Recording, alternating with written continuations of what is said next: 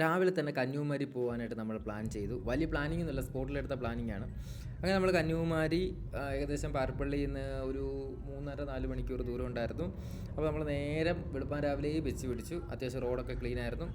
അമ്മും കൊച്ചുങ്ങളൊക്കെ നല്ല ഉറക്കമൊക്കെ ഇറങ്ങി ഇങ്ങനെ നിന്ന സമയത്ത് നമ്മൾ തമിഴ്നാട് റീച്ച് ചെയ്തു. തമിഴ്നാട്ടിലാണ് കുറച്ച് ബ്ലോക്കും കാര്യങ്ങളൊക്കെ ഉണ്ടായത്.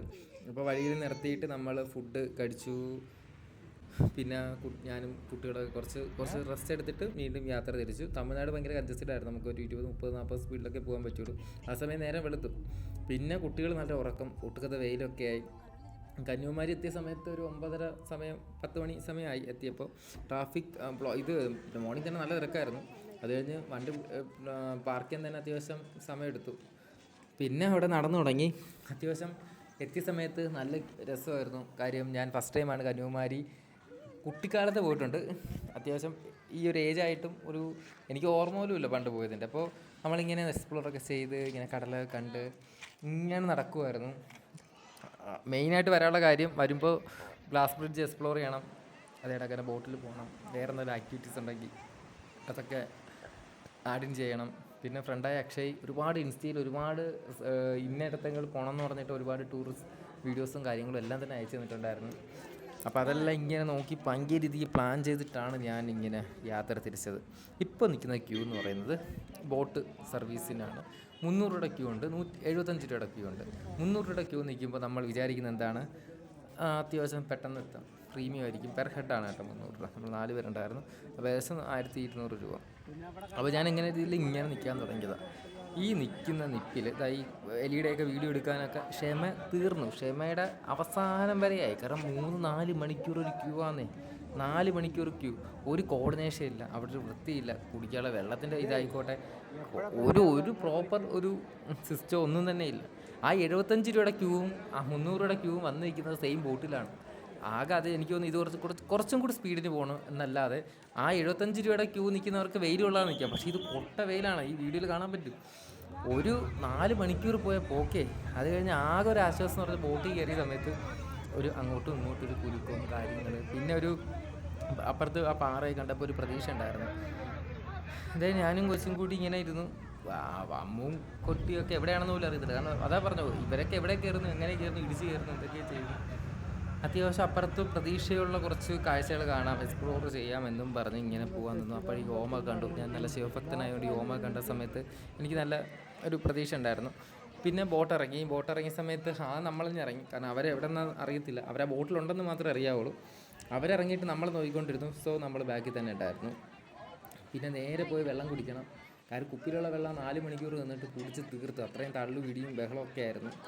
അത് കഴിഞ്ഞിട്ട് ചിരിച്ചുകൊണ്ട് വരുന്നതേ ഉള്ളൂ. ഭയങ്കര ടയർഡ് തന്നെയായിരുന്നു. ഒടുക്കത്തെ വെയിലും ആ പാറയിൽ. ഇനി ഒരു സസ്പെൻസ് എന്ന് പറയുന്നത്, കുട്ടികൾക്ക് കുഴപ്പമില്ലായിരുന്നു. പക്ഷേ ഈ പാറയിൽ നമ്മൾ ചെരുപ്പ് ഊരിയിട്ട് വേണം ഇതിനൊക്കെ നിൽക്കാനായിട്ട്. ഒട്ടുക്കത്തെ കാറ്റും ചൂടും. ഈ ചെരുപ്പില്ലാതെ എനിക്ക് ഒരു രീതിയിലും കാല് തറയെ കുത്താൻ പോലും പറ്റിയിട്ടില്ല. പിന്നെ ആകെ ഇവിടെ വന്നത് തന്നെ എന്തിനാണ്, ആ ഗ്ലാസ് ബ്രിഡ്ജിൽ കയറാനായിട്ടാണ്. അത് സത്യം പറയുകയാണെങ്കിൽ നല്ലൊരു എക്സ്പീരിയൻസ് തന്നെയായിരുന്നു. ഇടയ്ക്ക് വെച്ച് നിൽക്കുന്ന സമയം ഞാൻ വിചാരിക്കാറുണ്ട്, ഇതിപ്പോൾ പൊട്ടി താഴെ വീഴോ. അത്രയ്ക്ക് ഒരു രസമായിരുന്നു അത്. അതിൻ്റെ ഫീലിങ്സ് ഒന്നും പറഞ്ഞറിയിക്കാൻ പറ്റില്ല. നിങ്ങൾ നേരിട്ട് ചെന്ന് തന്നെ അത് ഫീൽ ചെയ്യേണ്ടതായിട്ടുണ്ട്. എനിക്ക് തോന്നുന്നു സൺഡേ ആയതുകൊണ്ടായിരിക്കും ഇത്രയും തിരക്കുണ്ടായിരുന്നത്. അല്ലെങ്കിൽ ദിവസം എനിക്ക് അറിയത്തില്ല. പക്ഷേ എൻ്റെ ഇതിൽ ആ ഒരു തിരക്കിൽ എന്തായാലും പോകേണ്ട ആവശ്യമില്ല എന്ന് തന്നെയാണ് കേട്ടോ. പിന്നെ ഇത് അത്യാവശ്യം നല്ല രീതിയിലുള്ള ഫീൽ ചെയ്യുന്നൊരു കാര്യം തന്നെയാണ്. എനിക്കായിക്കോട്ടെ, അമ്മൂനായിക്കോട്ടെ, കുട്ടികൾക്കായിക്കോട്ടെ. ഞാൻ തന്നെ ഒരുപാട് എന്താ പറയുക, വീണ്ടും 2 പ്രാവശ്യമായിട്ട് അങ്ങോട്ടും പോവാം ഇങ്ങോട്ടും പോവാം. ആ ഒരു രീതിയിൽ പോയും വന്നും നിന്നു. പിന്നെ ഒരുപാട് നേരം എക്സ്പ്ലോർ ചെയ്യാനും തോന്നിയില്ല. കൊട്ട വെയിൽ. ഉച്ചയ്ക്ക് 1-2 മണി എന്തോ ആയി. കൊട്ട വെയിലത്ത് ഇതേ കണക്ക് ഗ്ലാസ്സിൽ കൂടി നടക്കുന്നതും പാറയിൽ കൂടി നടക്കുന്നതും കാണാൻ നല്ല സുഖമുള്ള ഏർപ്പാടാണെങ്കിലും അനുഭവിക്കുമ്പോൾ അത് കുറച്ച് പാട് തന്നെയാണ്. പിന്നെ അതിൻ്റെ അകത്തുള്ള ഈ പറയുന്ന രീതിയിലോട്ടൊരു പാറയുടെ മണ്ടയിലൂടെയൊക്കെ ഇങ്ങനെ കയറി മണ്ടയിലെത്തുമ്പോൾ അവിടെ കൊടുക്കാത്ത കാറ്റും അതേ കണക്ക് ചൂടും തന്നെയാണ്. അത് കഴിഞ്ഞിട്ട് അദ്ദേഹം തപസ്സിരുന്നേ എന്തോ ഒരു സാധനമാണ്. അതിൻ്റെ കഥ ഞാൻ ഇന്നലെ കേട്ട സമയത്ത് അദ്ദേഹം എന്തോ വാശിപ്പുറത്ത് ഇപ്പുറത്തുനിന്ന് അപ്പുറം വരെ നീന്തിപ്പോയി അവിടെ ഇരുന്നു തപസ് അനുഷ്ഠിച്ചു. അങ്ങനെ എന്തൊക്കെ ഒരു കഥയുണ്ട്. ഞാനത് ഇന്നലെ കുറച്ച് കേട്ടേ ഉള്ളൂ. അപ്പോഴാണ് എനിക്ക് മനസ്സിലായത്, ഇതേ കണക്ക് ഇത്രയും വെയിറ്റിംഗ് പീരീഡ് ആണെങ്കിൽ എനിക്ക് പോലും ഇടയ്ക്ക് തോന്നിപ്പോയി നീന്തി അങ്ങ് അപ്പുറത്ത് കിടന്നാലോ എന്ന്. അതുകൊണ്ടൊക്കെ ആയിരിക്കും ചിലപ്പോൾ അങ്ങനെ പോയിട്ടുണ്ടായിരുന്നത്. പിന്നെയും തിരിച്ച് ഇതേ കണക്ക് ഗ്ലാസ് ബ്രിഡ്ജിൽ കൂടി നടന്നു. ആകെ ആശ്വാസം, ഗ്ലാസ് കുറച്ച് തണുത്തിരിക്കുമായിരുന്നു. അത് കുട്ടികൾക്കും എനിക്കും അത് കാണാൻ തന്നെ ഇപ്പോൾ നല്ല രസമായിരുന്നു. അതിൽ അത്യാവശ്യം നല്ല ഫീലിങ്സ് തന്നു.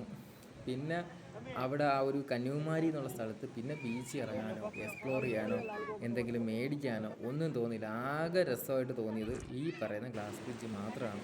പിന്നെ കുറച്ച് കടൽ കണ്ടുകൊണ്ടിരിക്കാനും ആ തിരകൾ കണ്ടുകൊണ്ടിരിക്കാനും രസമുണ്ടായിരുന്നു. ആ രസമെല്ലാം ഈ അനുഭവിച്ച ഈ ഒരു അനുഭവത്തിലൂടെയൊക്കെ ഓൾമോസ്റ്റ് തീർന്നു. പിന്നെ തിരിച്ച് പോകാനും ഇതേ കണക്ക് ക്യൂ നിന്ന് പോയി. തിരിച്ചെന്തായാലും നമ്മളെ സോഫി പിടിച്ചിരുത്തി. വലിയ റഷും കാര്യങ്ങളൊന്നും ഉണ്ടായിരുന്നില്ല. തിരിച്ചെത്തുന്നവരൊരു സമാധാനമായിരുന്നു. ആ ബോട്ട് അങ്ങോട്ടും ഇങ്ങോട്ടും കൂടി ചാടുന്നത് നല്ല രസമായിരുന്നു. പിന്നെ കൊട്ട വെയിലത്ത് നടന്ന് തിരിച്ച് ഒരു ബിരിയാണി കടയിൽ കയറി ബിരിയാണിയും കഴിച്ച് നേരെ ഇങ്ങ് വന്നു. ആ ബിരിയാണി അത്യാവശ്യം നന്നായിരുന്നു കേട്ടോ. കാര്യം വലിയ ഒരു യാത്രയെ പറ്റി പറയുവാണെങ്കിൽ എക്സ്പ്ലോർ ചെയ്യേണ്ട കാര്യങ്ങൾ എക്സ്പ്ലോർ ചെയ്തെങ്കിലും ഇതിനെക്കുറിച്ച് ക്ഷമ പരീക്ഷിക്കുന്ന കാര്യങ്ങളൊന്നും എന്നെക്കൊണ്ട് പറ്റത്തില്ല. റോഡ് നല്ലതാണ്. റോഡിനെ കുറിച്ച് പറയേണ്ടത് ഹൈലൈറ്റാണ്. ആ റോഡ് നല്ലതായതുകൊണ്ട് എനിക്ക് വലുതായിട്ട്